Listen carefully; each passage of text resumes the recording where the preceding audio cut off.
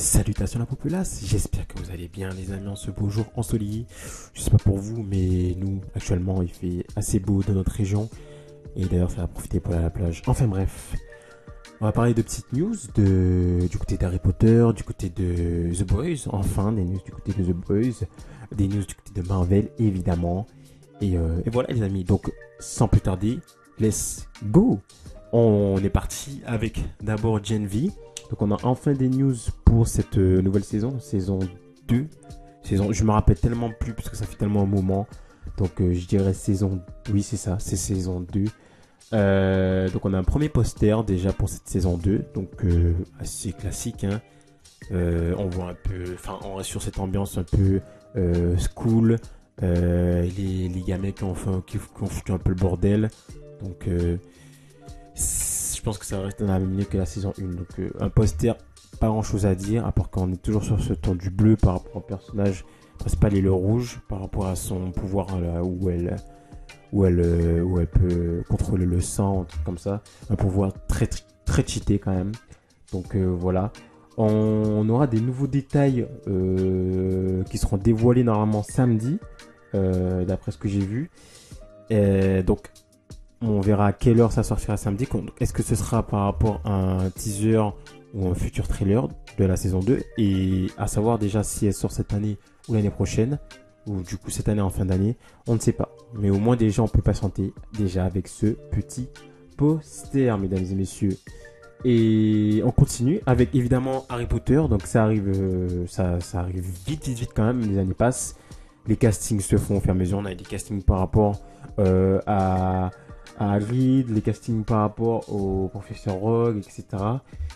Et là, du coup, les amis, de toute façon, je pense que vous avez vu, hein, on a enfin le casting des principaux personnages. Du coup, Hermione, Ron et Harry. Eh bien, on a ces trois petites personnes, ces trois petites têtes. Du coup, respectivement, Dominic McLaughlin en Harry Potter ici au milieu, Arabella Staunton en Hermione et Alastair Stout en Ron Weasley. Petit roux, évidemment. Hermione, ce sourire toujours éclatant. Et Harry Potter, je sais pas. Harry Potter, je sais pas. J'ai pas l'impression qu'il... En voyant, j'ai pas l'impression que de voir Harry Potter. Voilà, c'est ça en fait. Après, peut-être que je serai agréablement surpris dans la série.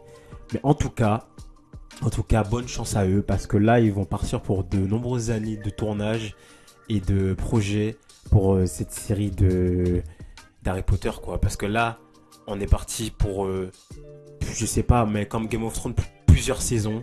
Parce que Harry Potter, les romans, c'est énorme, c'est immense. Et puis les films, ils ont même pas tout abordé. Là, en termes de série, il y a de quoi faire. En plus, HBO qui est au projet. Qu'est-ce qu'on demande de mieux? Qu'est-ce qu'on peut avoir de mieux? Qu'est-ce qu'on peut avoir de mieux en termes d'effets spéciaux, en termes d'histoire? Ça peut être un banger. Ça peut être un banger. Et du coup, ces petites personnes là qui sont respectivement le trio, eh ben ils vont grandir au fur et à mesure des années. On les verra grandir parce que là, ils sont encore des gosses. Hein, ils doivent avoir quoi, 11, 12 ans? Peut-être 10 ans. Et ils vont grandir encore comme Daniel Radcliffe, Emma Watson, tout ça.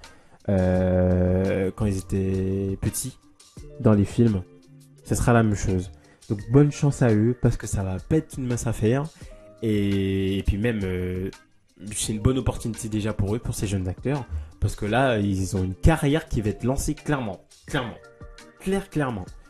Et donc voilà, moi je sais pas ce que vous en pensez. Moi j'aime bien. Surtout Ron, là, il fait Ron. Et Hermione, ça va avec son petit sourire très mignon. Et Harry, ben... Il est mignon, mais justement, il n'y a pas ce petit côté un peu... je sais pas, ce petit côté un peu... bon, il a l'air un peu, justement, mignon, un peu... comment dire? Un peu naïf sur certains points, un peu comme Harry. Mais le côté un peu foufou... Enfin, quand il faut attaquer, il attaque. Enfin, il n'y a pas ce... Je le retrouve pas encore. Je le retrouve pas déjà dans le visuel du personnage. Mais après, évidemment, à voir avec les costumes, les lunettes, peut-être la cicatrice, on sait pas, etc. Et dans la narration des épisodes, à voir ce que ça peut donner. Moi, je suis heureux parce qu'on a de la nouveauté. Ça fait plaisir. Et moi, je le souhaite que du bonheur à ces trois petites personnes. Eh bien, les amis, on continue avec Monsieur Bryan Cranston, et là on va parler de Marvel. Monsieur Bryan Cranston qu'on ne présente plus, que moi j'ai découvert avec Malcolm, Breaking Bad, il a joué aussi dans Godzilla de 2014 que j'ai kiffé, masterclass pour avoir joué le père, masterclass, Breaking Bad, masterclass, Malcolm, masterclass, il est trop fort. Eh ben ce petit monsieur pourrait arriver chez Marvel, et selon My Time to Shine, Monsieur Bryan Cranston serait considéré pour jouer le professeur Xavier dans le MCU. Oui, oui, du coup, on sait que la prochaine phase, c'est la phase des mutants, les amis. Eh ben, il serait possiblement casté pour jouer le personnage du professeur X. Donc ça, les amis, ça peut faire plaisir quand même. Ça peut faire plaisir. Le charisme de Monsieur Bryan Cranston, on l'a vu dans Breaking Bad déjà avec son crâne rasé. Je me remémore sa tête. Je me dis, oui. Franchement, en professeur Xavier, pourquoi pas? Franchement, moi, je pense que ce sera un bon casting.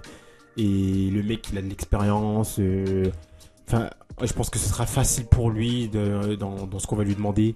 Donc, après avoir, pour le jeu d'acteur, etc., par rapport au professeur Xavier, le jeu d'acteur, il n'y a rien à dire, mais par rapport au professeur Xavier, le côté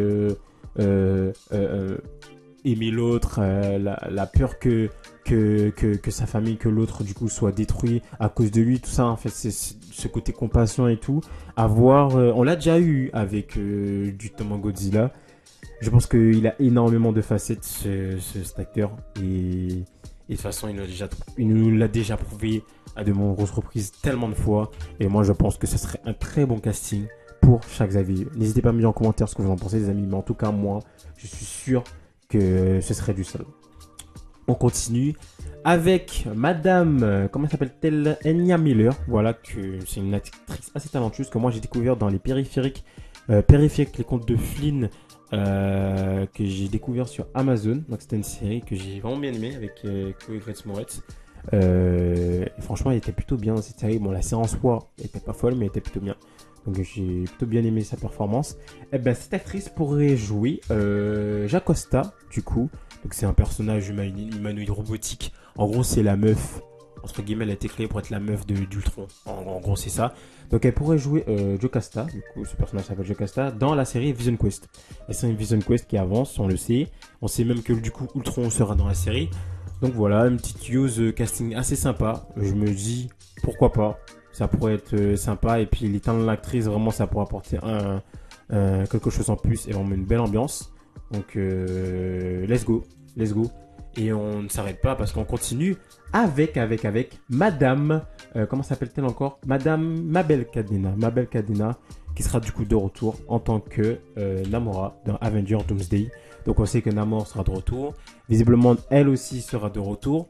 Donc il y aura à peu près toutes les facettes de tous les mondes, les représentants d'à peu près tous les mondes de la Terre qui seront présents dans Doomsday, je suis sûr. Que ce soit le Wakanda, l'Atlantide, les 4 fantastiques, tout ça. On connaît le côté cosmique, le côté terre-à-terre. On aura forcément des personnages du street level, à mon avis. Ok, ils se disent qu'il n'y a pas d'Ardeville. On sait pas, hein. On sait jamais. De toute façon, ils peuvent dire tout et n'importe quoi. Ça peut être clairement pris pour un MeToo. Clairement, ça peut être clairement pris pour un mytho. Il peut y avoir tout et n'importe quoi. Ce film, il peut y avoir n'importe qui dans ce film, dans Avengers Doomsday. Même Secret Wars, dans ces deux films, il peut y avoir n'importe qui, les amis. Donc franchement, tant qu'on n'est pas sûr, on peut toujours théoriser.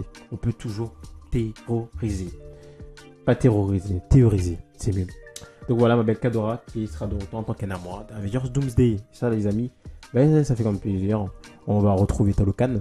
Enfin, je sais pas si on va aller à Talokan, peut-être, mais une partie de Talokan. Et ça, c'est cool. Et on finit avec cette petite image qui est un concept art pour le perso de Namor. Donc là, à droite, c'est un peu comics. Du coup, enfin, c'est clairement le comics. Et là, à gauche, c'est ce à quoi il peut ressembler dans le film. Donc encore une fois, c'est un concept art. C'est pas sûr que ça va être dans le film. Comme les concept art qu'on a eu, qui sont sortis il y a pas longtemps pour Avengers, du coup, Doomsday et Secret Wars. Où on voyait le God Empereur Doom, etc.